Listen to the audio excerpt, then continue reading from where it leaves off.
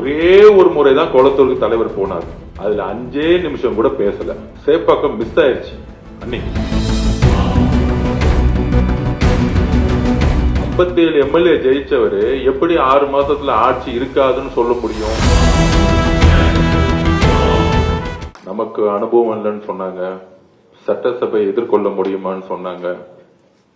ஆனால் ஒரு 4 நாள் நடந்துச்சு. முதல்ல அந்த 4 நாள்ல ஒவ்வொரு நாளும் குறைந்தபட்சம் ஒரு 10 இருந்து 15 முறை அவை மீறிய செயலை செய்தது திமுக.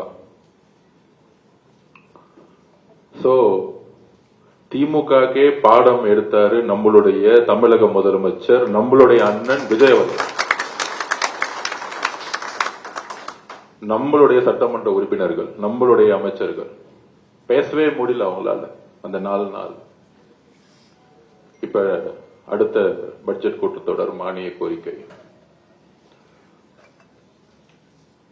அப்ப என்ன கால சூழ்நிலையில் நாம் இங்க இருக்கிறோம், இன்னைக்கு நிக்கிறோம்? மே 10, 2026க்கு முன்னு 2026க்கு பின்பு 60 வருஷ அரசியலை தமிழக வெற்றி கழகத்துடைய தலைவரும் சரி, நாமும் சரி, ஒரு மிகப்பெரிய வரலாற்றை மாற்றி அமைச்சோம். அது எல்லாருக்கும் தெரியும். அன்றையிலிருந்து இன்னை வரைக்கும் ஒரு 80 நாள் ஆயிருக்கும். இந்த 80 நாள்ல திமுகவோட அரசியல் முதல்ல என்னன்னா, முதல் கொள்கை அவன் கொள்கை எப்படி தமிழக வெற்றி கழகத்தோட ஆட்சியை கவுக்கிறது. இந்த 80 நாள்ல ஒரே கொள்கை திரு மு.க. ஸ்டாலின் அவர்களுக்கும் திரு உதயநிதி அவர்களுக்கும் இருக்கக்கூடிய ஒரே சிந்தனை. இது நம்ம சொல்லல, திரு மு.க. ஸ்டாலின் அவர்களே சொல்றாரு மீட்டிங்ல, 6 மாசத்துல உங்களுடைய ஆட்சி இருக்காது. 57 எம்எல்ஏ ஜெயிச்சவரு எப்படி 6 மாசத்துல ஆட்சி இருக்காதுன்னு சொல்ல முடியும்? திரு மு.க. ஸ்டாலின் அவர்களுக்கு என்ன எங்க இருந்து எம்எல்ஏ கிடைக்கும்? நம்மள பார்த்து குதிரை பெயரங்கிறாங்க. 57 எம்எல்ஏ இருக்கக்கூடிய மு.க. ஸ்டாலின் எப்படி ஆட்சியை உருவாக்குவார்? எப்படி தமிழக வெற்றி கழகத்தை பார்த்து ஆட்சி இருக்காதுன்னு சொல்ல முடியும்? அதுக்குதான் இந்த குதிரை பேர வழக்கு. திரு செந்தில் பாலாஜிய கரெக்டா போலீஸ் டார்கெட் பண்ணி நம்ம கிட்ட இருக்க எம்எல்ஏ கிட்ட எல்லாம் போன் பண்ணி 50 கோடி கொடுக்கிறேன், 100 கோடி கொடுக்கிறேன், உங்களுக்கே எதிர்காலம் இல்ல, குளத்தூர்ல டோட்டலா தோத்துட்டு வீட்டுல உட்கார்ந்துட்டு இருக்கீங்க. 60 வருஷம் 75 வருஷ கட்சி,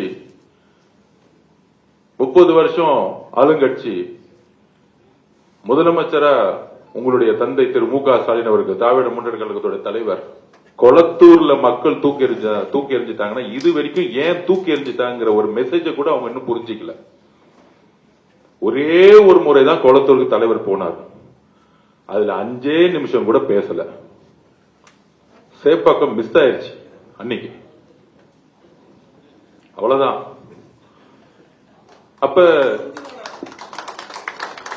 அப்ப கொளத்தூருடைய தோல்வி ஒட்டுமொத்த திமுகவுடைய கடைசி சாம்ராஜ்யத்துடைய அத்தியாயம். இதுதான் தமிழக மக்களுடைய தீர்ப்பு. இன்னுமேட்டு திமுக குடும்பத்திலிருந்து ஒருத்தர் முதலமைச்சர் ஆவே முடியாது. எழுதி வச்சுக்கோங்க. நீங்க என்ன அவதூறு வேணா பரப்பிக்கோங்க, என்ன பொய் வேணா பரப்புங்க, அதுக்கெல்லாம் நாம ரெடி. எல்லாத்தையும் பார்த்துட்டு வந்திருக்காரு எங்க தலைவர். நீங்க 4 நாள் உட்கார்ந்து 2வது நாள் அன்னைக்கு பேட்ச் ஒன்று குத்திட்டு வராங்க, வாயத்தரங்க சிஎம். நான் அப்பயே சொன்னேன், அவர் அமைதியா 5 மணி நேரம் யோகா பண்ற மாதிரி அமைதியா உட்கார்ந்துட்டு இருந்தாரு. என்னைக்கு அவர் வாய திறக்க போறோம் அன்னைக்கு நேஷனல் ஹெட்லைன்ஸ், அடுத்த 1 மாசத்துக்கு கதறுவாங்கன்னு நான் 3வது நாள் சொன்னேன். பேச ஆரம்பிச்ச அடுத்த செகண்ட் வெளிநடப்பு பண்ணாங்க. சட்டசபையில 3 நாளா வாயத்தரங்க செய்யம்னு சொல்லிட்டு அவர் எந்திரிச்சு என்ன பேசுறான்னு கூட கேட்கல. பார்ட்டி ஃபண்ட் சொன்னதுதான் மிச்சம். உடனே திமுக அரைஞ்சிட்டாங்க. இந்த திருடங்கள்லாம் திருடிட்டு ஓடி போகும்போது போலீஸ் துரத்தும் போது யார் திருடன் யார் சொல்றான்னு அவன் தான் திருடனா இருப்போம். அன்னைக்கு சட்டசபையில எல்லாரும் எழுந்து நிச்சுட்டாங்க. பார்ட்டி ஃபண்ட் ஏன் சொல்றீங்க? அங்க இருக்க அதிமுக, அங்க இருக்க அதிமுகவுடைய பொதுச்செயலர் இபிஎஸ் உட்கார்ந்துட்டு இருக்காரு, அவர் அமைதியா உட்கார்ந்துட்டு இருக்காரு. இந்த சண்டையில நம்ம எந்திரிக்க கூடாதுப்பா, நம்ம அமைதியா இருப்போம். ஆனா திமுக எந்திரிச்சு எக்ஸ்போஸ் ஆயிட்டாங்க. அப்ப அவர் பேசுறது கேட்க முடியல. ஏன் முடியலன்னா அதான் ஆதிக்கம். நான் திருப்பியும் பதிவு பண்ண, திமுகவுடைய தோல்விக்கு ஆதிக்கம்.